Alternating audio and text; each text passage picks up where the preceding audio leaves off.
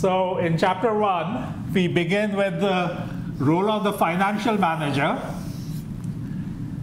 Now, the most important function of the financial manager is to take care of cash flows. So a firm generates cash flows by selling goods and services produced by its productive assets and human capital. After costs, the firm can pay the remaining cash, called residual cash flows, to the owners of the firm as dividends, or it can invest the residual cash flow back into the firm itself.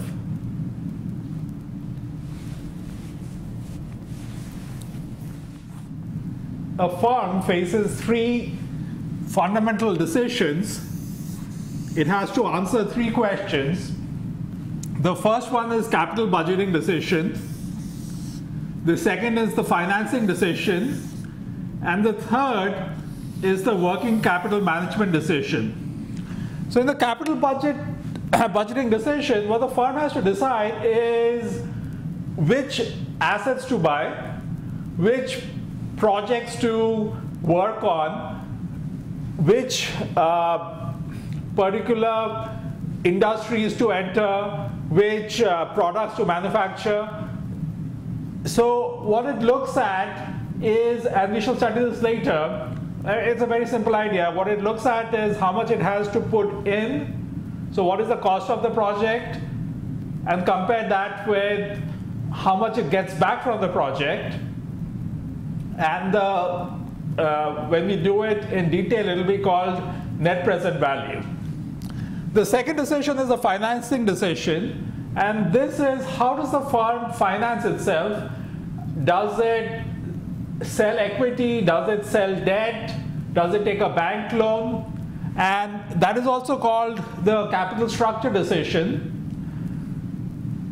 The third one is the working capital management decision, and in this, the question is how should the day-to-day financial matters be managed so that the firm can pay its bills, and how should surplus cash be invested. So the firm wants to make sure that it does not have any liquidity problems. So it should not be in a situation where it owes somebody money, but it doesn't have the necessary cash to pay.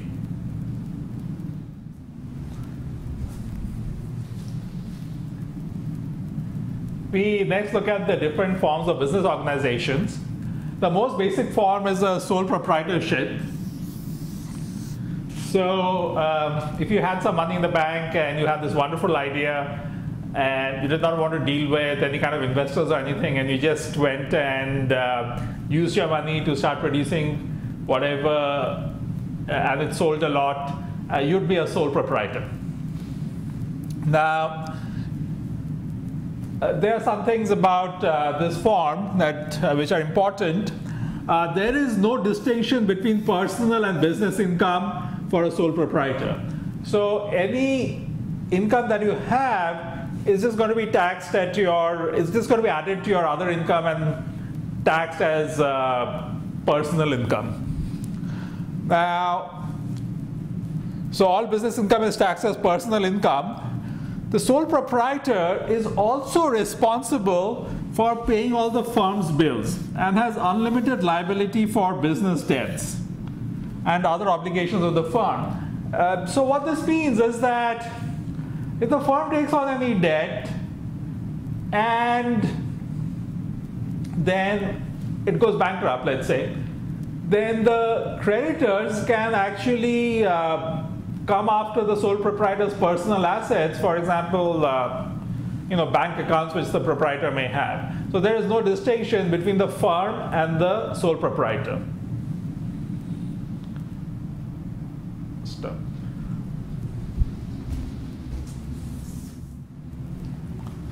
Audio check, video check thing. A partnership is very similar to a sole proprietor, except that there are now more than one proprietor. So it could be 2 or 3 who come together or more. And legally, a partnership has the same basic advantages and disadvantages as a sole proprietorship. So a disadvantage, for example, that there could be unlimited liability. The partners are not protected in case the firm defaults from creditors who may come after their personal assets.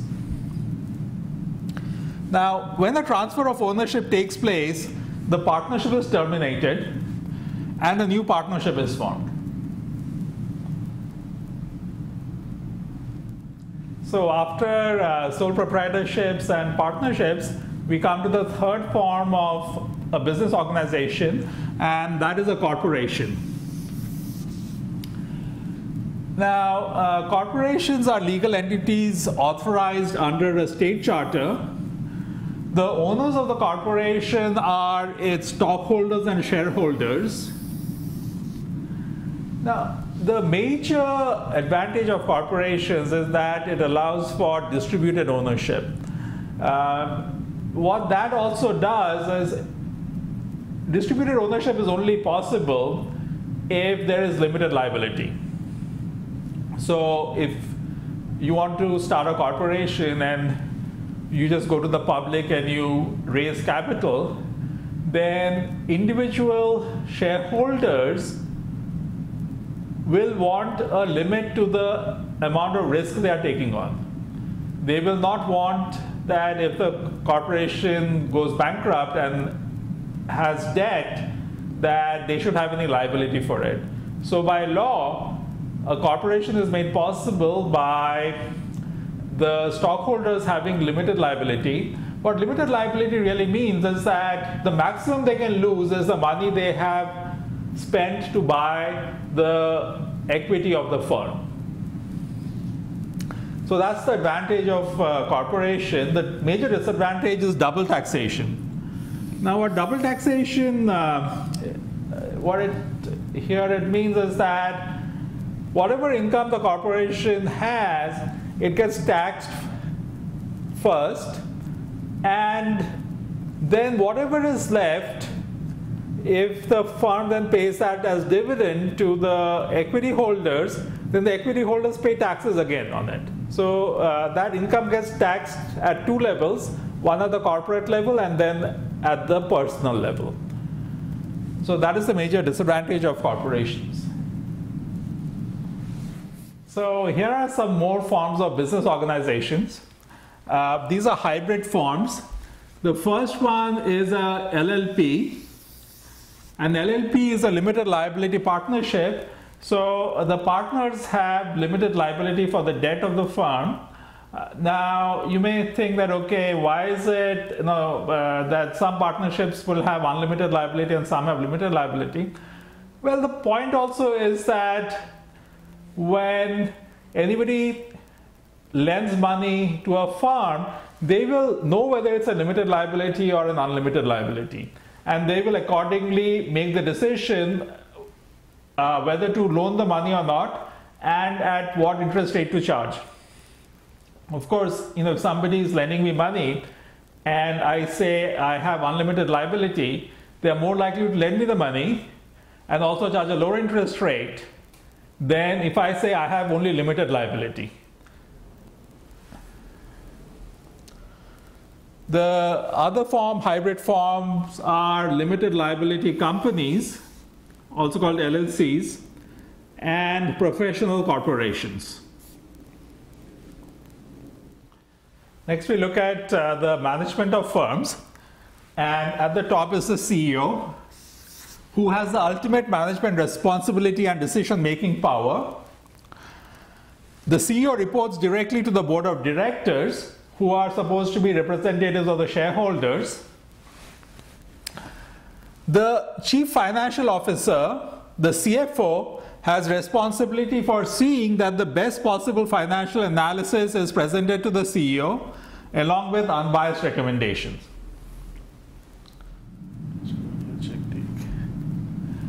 The controller, treasurer, and internal auditor are also part of the senior management of the firm. The controller's function is to prepare financial statements, oversee the firm's financial and cost accounting systems, prepare taxes, and work with the external auditors. The treasurer handles collection and disbursement of cash, invests excess cash, raising new capital, foreign exchange transactions, and oversees pension managers. The internal auditor is responsible for risk assessments and audits of high-risk areas of firm's activities that also generate large profits. So the areas which are critical to the firm, the internal auditor would be doing a risk analysis of those operations. The external auditors are not employees of the firm, but they perform an independent annual audit of the firm's financial statements. They ensure that the financial numbers are reasonably accurate and accounting principles have been consistently applied year to year and not in a manner that significantly distorts the firm's performance for any year. So external auditors are actually the well-known, for example, the well-known accounting firms like Pricewaterhouse, etc. And they are basically kind of checking the firm's accounts and to ensure that the financial numbers are reasonably accurate and accounting principles have been consistently applied. Now the audit committee is led by the board of directors, so they don't have to worry about being fired by the CEO. And what it does is that it approves the external auditor's fees and engagement letter. The external auditor cannot be fired or terminated without the audit committee's approval. Now this is just one way to make sure that the external auditor is not pressured by senior management. The important question for any firm is, of course, what is its goal? What is it trying to do? And it can't be simply that it is trying to only minimize risk or maximize profits. It has to at least consider both risk and profits. Now, why not simply maximize profits? Well, if you're looking at accounting profits, some decisions may maximize accounting profits under one set of accounting rules, but can reduce it in another set of accounting rules. So accounting profits are not necessarily the same as cash flows. So maximizing accounting profits would also not necessarily imply that cash flows are maximized. How about maximizing the value of the firm's stock price as the goal for the firm?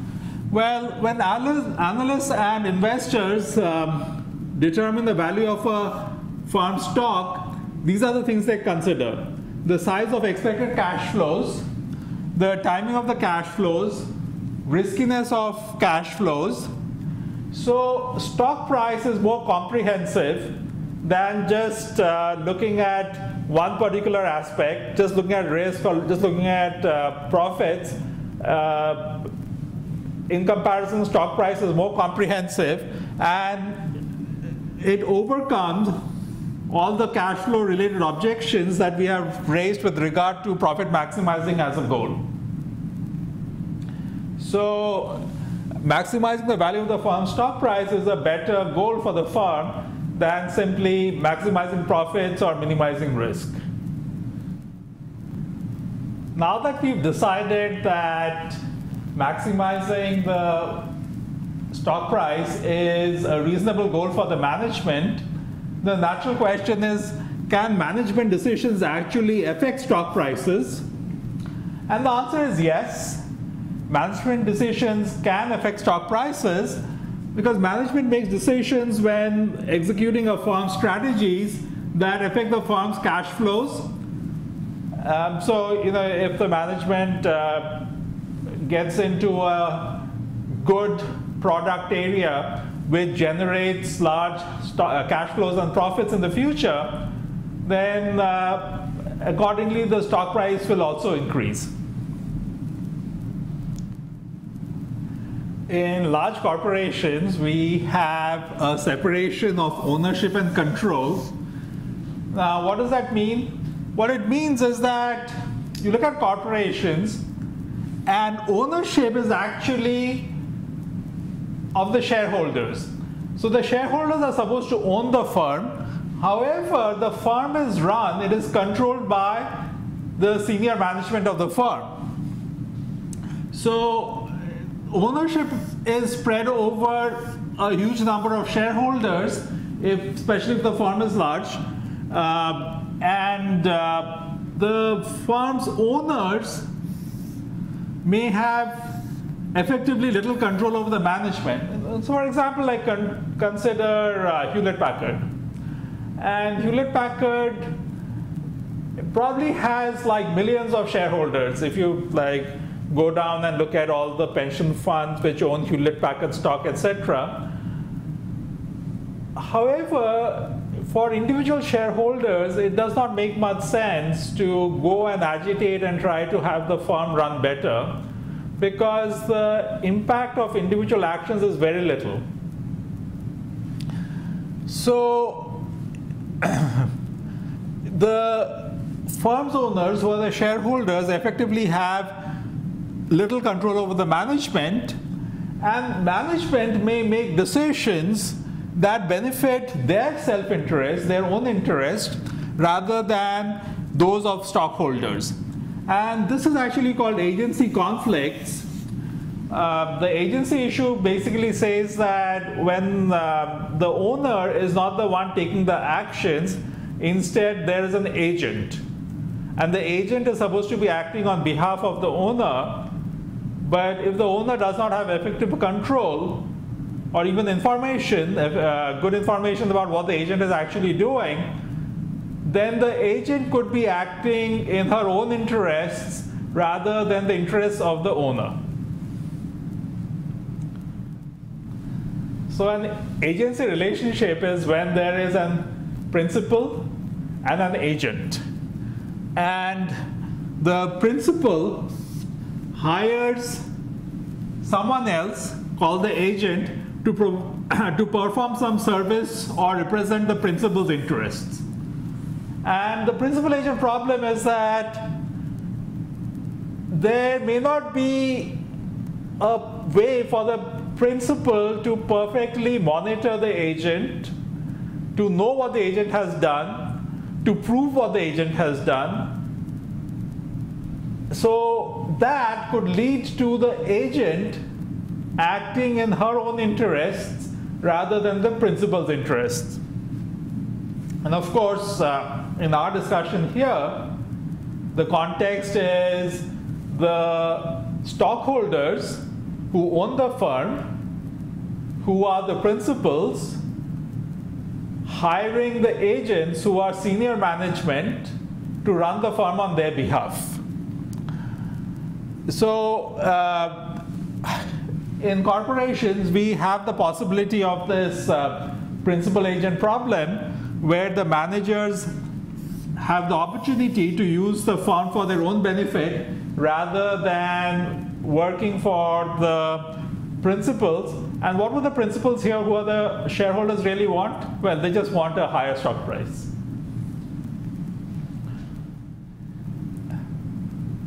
So the principal-agent problem may lead to agency costs. What are agency costs? Agency costs are loss of efficiency as managers and owners' interests diverge. As an example, think again about Hewlett-Packard. The Hewlett-Packard CEO Hurd was fired by the board of directors, and the value of the stock fell by about $60 billion over the next couple of years. So you can see how much impact management can have on a firm. And so if the management makes bad decisions or like runs the firm for their own interest, it can lead to a significant loss to the shareholders, and that is an agency cost. So how can one align the interest of management and stockholders? Now, you can't perfectly align it. However, there are some things which make it better. For example, if the management compensation is tied to stock price, so if the management benefits by the stock price increasing, they will be more likely, they will be incentivized to take actions which would increase the stock price. Now, poor management will lead to the stock price falling and the firm will become a takeover target. That may or may not happen, but yes, bad management can lead to the stock price falling, and then someone may come along and say, I would like to take over this firm and kick out existing management and put in better management. So that should be incentive for management to keep the stock price high by taking actions which are economically efficient. Also, an independent board of directors may monitor management's performance on behalf of the shareholders. The Sarbanes-Oxley Act were enacted at the very beginning of the 21st century following some accounting scandals.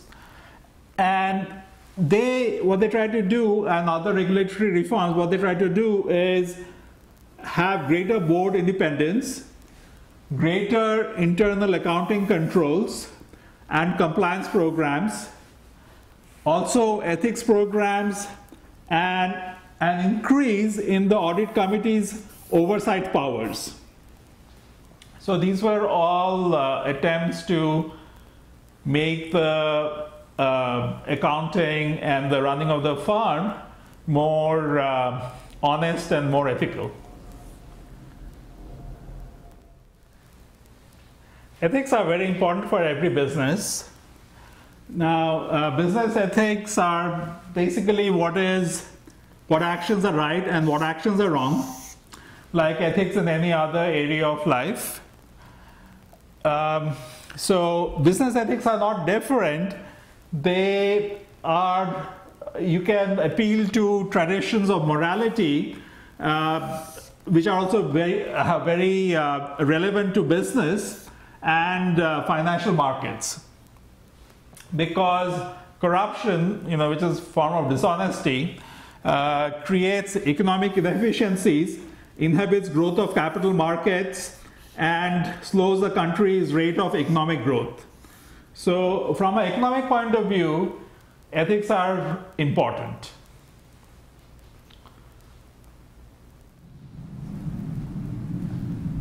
Here are two types of ethical conflicts that may arise in business. The first one is a conflict of interest, and the second one is an information asymmetry.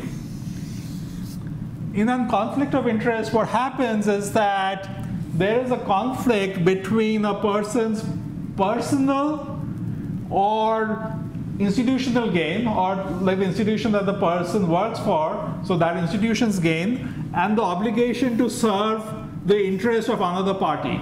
And that other party could be someone the person or institution has a contract with, or maybe the society at large.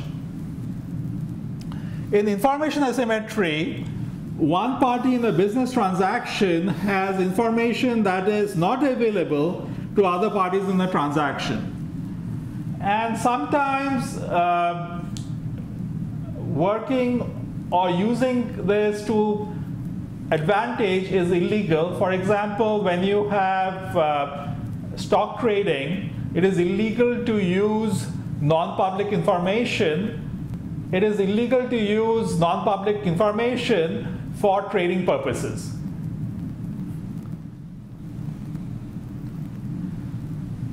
Just having laws which say that people should act in an ethical manner is not enough. Ethicists argue that laws and market forces are not enough by themselves. There are a lot of laws and there is a lot of regulation, but the financial sector, for example, has a long and rich history of financial scandals. So beyond laws, what is needed is an ethical business culture.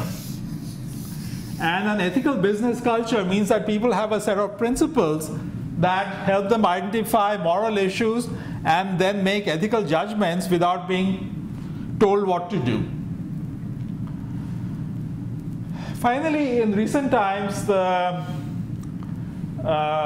penalties, the legal penalties for doing things which are unethical and also illegal have increased. So the consequences are more serious now. So of course, sometimes there is something which is unethical but not necessarily illegal. But if it is illegal, then in recent times what we are seeing is that the legal consequences are now more severe.